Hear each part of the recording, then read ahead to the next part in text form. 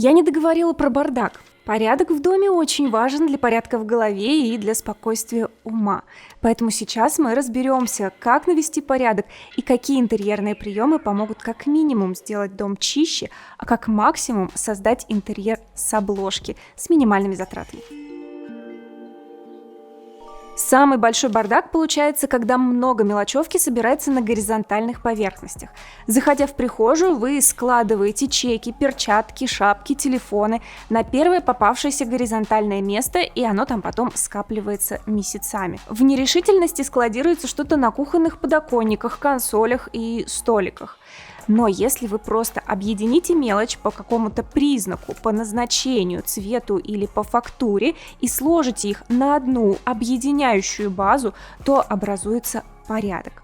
В качестве группирующего элемента подойдут любые плоские предметы, обозначающие границы, например, подносы, блюда, доски из дерева или из натурального камня. Секрет этого простого, но очень эффективного решения в том, что из множества мелких предметов вы визуально формируете один большой предмет, и вот пространство уже выглядит чище и организованнее. И это отличный метод красиво сгруппировать не только декор, но и любые другие бытовые и декоративные предметы, которые всегда должны быть под рукой, будь то приправы, поварешки и прочая утварь на кухне, духи, средства гигиены, может быть косметика или украшения. Еще вместо подноса можно использовать книги в качестве подставки под мелочи и декор.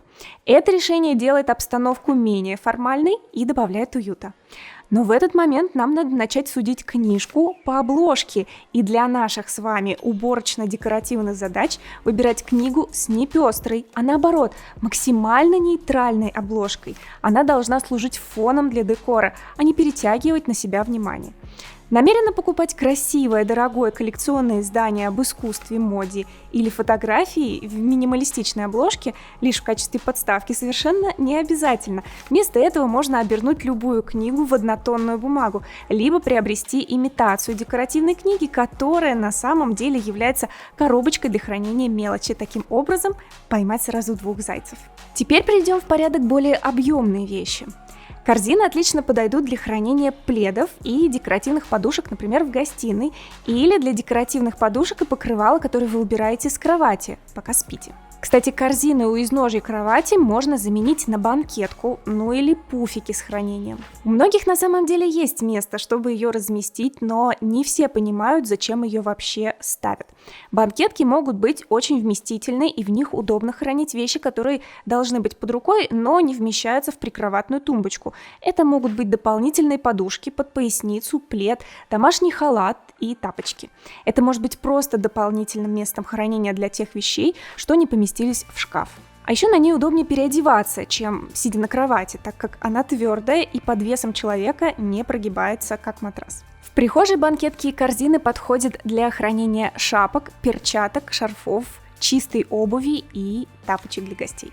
Корзины еще отлично подойдут для хранения журналов и книг, которые вы читаете в данный момент. Если вы поставите их рядом с тем местом, где обычно читаете, или рядом с прикроватной тумбочкой, то освободите пространство на тумбочке и журнальном столике, и вам не придется каждый раз относить книгу к стеллажу.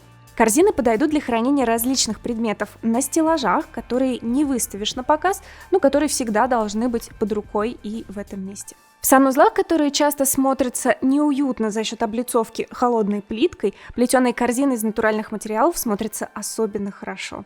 Они как раз добавляют тепло, уют и очень выгодно контрастируют с глянцем плитки. К тому же в ванной всегда хранится много мелочей, которые нужно красиво хранить, начиная с косметики и заканчивая полотенцами и грязным бельем. А у раковины стоит оставить только все самое необходимое и объединить это в группы на подносе. Заметьте, что полотенце можно вешать не только на крючки, но и складывать в красивые стопочки. Аккуратно сложенные и развешенные на горизонтальных перекладинах полотенцесушителя или рейлингах, они смотрятся аккуратнее, чем висящие на крючке. Ну а для ощущения искрящегося дзена лучше выбирать полотенца спокойных, нейтральных цветов и из одной коллекции. Кстати, отделять от цветной упаковки и складывать в корзины можно и туалетную бумагу. Хранение на открытых полках в санузле тоже можно упорядочить с помощью корзин и коробочек.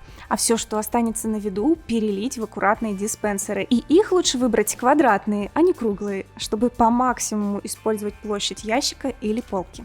Самое главное, помните, что перемещая все в диспенсеры или контейнеры, ватные диски, палочки, мыло, порошок и соль для ванны, самая главная задача здесь – это избавиться от неэстетичных целлофановых пакетов с яркими этикетками, заменив их на контейнеры в едином стиле. Но подробнее о ванной я уже рассказывала в этом видео. Если стул в спальне уже давно превратился в подставку для груды одежды, а главная вешалка – это беговая дорожка или велотренажер, то это значит, что для хранения вещей определено настолько неудобное место, что до него просто не доходит. Если вы этого хотите избежать, то обратите внимание на мой курс по дизайну по ссылке в описании. Ведь эта планировочная проблема приводит к тому, что наваленные на стульях вещи не только мнутся и пылятся, но и мешают использовать стулья по назначению. Если все же душа требует, чтобы вы каждый день томным, элегантным, легким жестом бросали что-то на какую-то горизонталь под рукой, то поставьте в том месте, где вы обычно складываете одежду, напольную вешалку камердинер с плечиками. Одежда на них выглядит аккуратно и не мнется. Такие хорошо подойдут для любителей классического стиля, но есть и современные модели, и даже вешалки, высмеивающие эту любовь, все вешать на стулья и поддерживающие ее. А добавить нотку шика можно, поставив декоративный или винтажный манекен, как для портных. Хотя тут есть один минус – брюки на такой манекен не повесишь. Сейчас можно найти много вариаций рейлингов для вешалок от простых металлических до более сложных конструкций с полочками, ящиками и зеркалами. Еще на декоративной лестнице, приставленной к стене, одежда будет смотреться аккуратно и упорядоченно.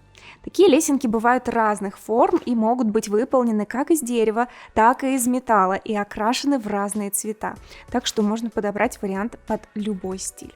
Но если места немного, то на помощь придут настенные крючки и штанги, которые могут быть совершенно разными и даже акцентными. А из крючков можно даже составить на стене интересную композицию и превратить их в арт-объект. А вопрос с разбросанными носками, которые разрушают многие семьи, легко решается с помощью все тех же корзин. Телефон, планшет, наушники, электронные часы и другие девайсы требуют разные зарядные устройства и метры проводов. Поэтому если не продумать, как и где это все хранить и заряжать, то клубки спутанных проводов и удлинителей в конце концов обовьют хозяина и заполнят все пространство квартиры, как в фильмах ужасов. Самый правильный путь – это определить одно конкретное место для хранения и зарядки всех гаджетов. Идеально, если это место будет закрытым и совмещать в себе функции и хранения, и зарядки одновременно, как, например, ящик со встроенной розеткой и специальным механизмом. Такой ящик можно организовать как в прикроватной тумбочке, в кухонном гарнитуре, так и в рабочем столе. Если розетку вмонтировать в ящик не получается, то хотя бы аккуратно распределить гаджеты, провода и переходники с помощью контейнеров сможет каждый. Еще один вариант – установить в местах наибольшего скопления проводов специальный бокс-удлинитель, где можно спрятать основную длину проводов и вилки от них. Сейчас в продаже можно найти много вариантов симпатичных минималистичных боксов, которые подойдут под любой интерьер. Такое решение подойдет не только для зарядки гаджетов, но и вообще для любых электроприборов, подключенных к одному удлинителю в постоянном режиме, будь то стационарный компьютер с принтером, торшер или елка.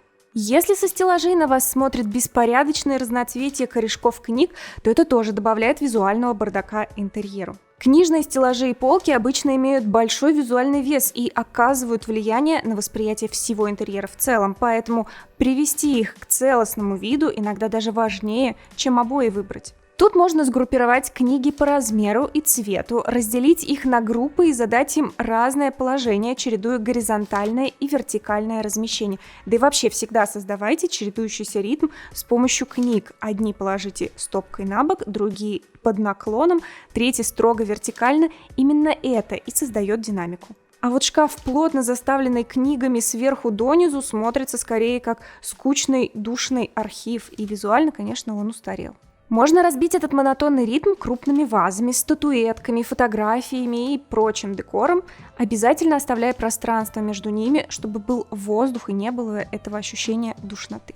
Еще можно развернуть книги переплетом к стене или положить на бок корешками вверх, оставив на виду лишь срез страниц. Можно развернуть переплетом к стене только яркие обложки, а нейтральные, чаще всего это сборники классической литературы, скомпоновать по цвету. Или можно обернуть все книги в одинаковые обложки и подписать красивым почерком. Это требует времени, но результат того стоит. И при этом вы сможете учитывать свою логику хранения. Я как-то так делала, и смотреть на такой шкафчик мне было очень приятно. Иная ситуация обстоит с рабочим местом и хранением вокруг него. Бывают небольшие столы с небольшим закрытым хранением вокруг, которые очень помогают управлять порядком вокруг рабочей зоны. Во время работы открываешь, а после закрываешь. Многие очень любят подвесные полки над рабочим столом за то, что когда они есть, хранение не занимает места на столе. Но на самом деле даже открытые полки можно сделать скрытыми от глаз, чтобы вы не видели беспорядка на них. Для этого нужно просто развернуть их в сторону, откуда на них никто не смотрит. А вот место для хранения принтера придется продумать тщательнее. В идеале разместить его нужно рядом с рабочим местом в закрытой тумбе и на выдвижной полке. Так не придется доставать его из тумбы каждый раз при использовании. Принцип порядка в детской или в квартирах с детьми точно такой же, как у взрослых. Сначала нужно спланировать достаточно систем хранения не только для игрушек, но и для любых детских вещей, чтобы у всех вещей было свое место, и этого места было достаточно. Планировать пространство нужно так, чтобы обеспечить легкий доступ к любимым игрушкам. Игрушки наиболее востребованные и те, в которые ребенок может играть сам, нужно располагать ниже, в зоне прямого доступа ребенка. А мелкие игрушки, для взаимодействия с которыми ему необходима помощь, можно размещать выше. То, что мы хотим доставать реже и желательно по нашей инициативе, можно убрать в непрозрачные ящики. То, о чем бы мы хотели напоминать ребенку почаще, прозрачные. Как только у каждой вещи будет свое легкодоступное место, приучить ребенка к порядку будет намного проще. Дети, вопреки всеобщему мнению, вообще очень любят, когда все на своем месте. Это их успокаивает точно так же, как и взрослых. Обратите внимание на наши курсы по ссылке в описании, ставьте лайк, подписывайтесь на канал и до новых встреч! Всем дизайн!